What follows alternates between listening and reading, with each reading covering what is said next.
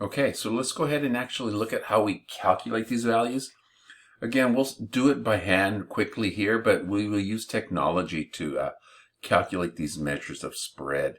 And so the first measure of spread is the most basic one. It's the most simplified process.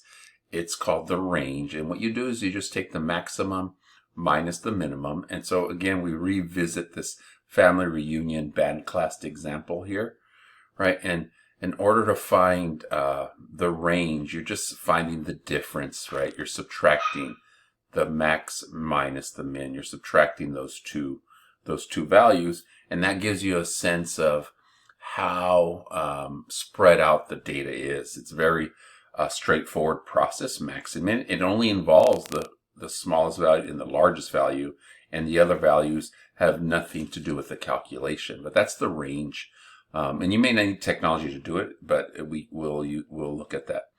The next value that we're going to look at as a measure of center is called standard deviation. This definitely has a more complicated process, but I want you to understand where this process is coming from. And so once again, we can have two types of standard deviation calculated the same way. One is called the population standard deviation, and one is the sample. Again, you're going to see here these terms, and it really just comes from sometimes we only have partial data, and that's called the sample standard deviation, versus if we had the population. Because if you have the population data, you don't need to do statistics because you have all the data, right? And then those values become parameters that you calculate. And so in these equations here, what you're looking at, so what's going on here is in this formula, it's these sigmas, right, for population standard deviation, or S. That's what we just say S, right? This is the sigma Greek letter S. What's going on is you're measuring how far each data value is from the mean, x minus mu, x minus x bar. Remember, those are the values we have for the population mean and population mean and sample mean, right? And so that's all you're doing. The slight difference is the dividing by n versus n minus 1, where this one in StatCrunch is called the unadjusted standard deviation instead of population. So just be aware of that for StatCrunch, the unadjusted standard deviation, because you're not adjusting your sample size by 1. We do that for sample standard deviations. In StatCrunch, we'll just say standard deviation, which we'll look at, okay? And so all of these symbols here are what those terms mean, okay? Again, making sure you're aware that you do not get confused by these notations here, sigma and S. And so what we're thinking about, again, with standard deviation, it's a measure of spread. It's measuring how far, right, on average, the data have a typical deviation, right, of sigma or S units away from the mean, right? It's or difference for the word deviation, or distance, right? That's what we're trying to measure. And that can be seen in this picture here. When you look at this picture again, how far are your data points from the mean right here, okay? And so that's what we're doing in this equation. So it looks complex, but it really isn't that bad if you understand what we're trying to measure.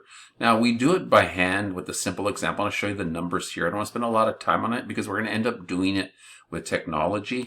I just want to make sure you see what we're actually doing, because understanding, here's the mean of this data set is 5. The mean of this data set is 5. We're calling a population since we only have 5. They're not from any sample.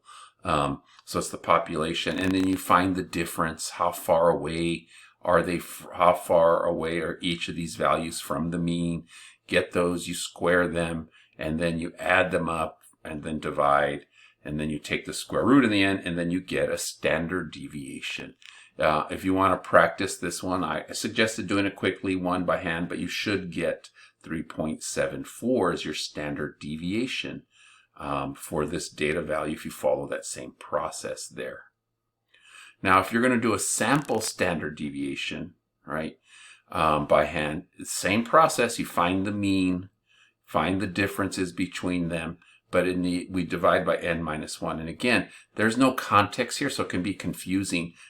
We're assuming this is a sample. It comes from a bigger data set, and so that's why we would have this. We do it this way instead of dividing by n. What this would be the population standard deviation, or in StatCrunch, again, the unadjusted. Here is we're adjusting it by n minus 1. Again, I'll show you how to do that on StatCrunch. But these are examples again, so I want to make sure you can pause and look at to see how we get there. But again, I'm just following the formulas. Each of these processes: subtract, square them, add them, divide, and then square root in the end. And that tells you again the typical distance each data value are away from the mean. And that's what we're saying. And so a bigger standard deviation means the numbers are closer together, right? These numbers are close to the mean, 0.63. 3.74 mean these are farther away on average from the mean. And that's what we're looking at. Again, you can do this calculation, see what's happening here. And then if you want to try again, here's another one. You would try and you should be able to get that value there. I'll show you calculator stuff next.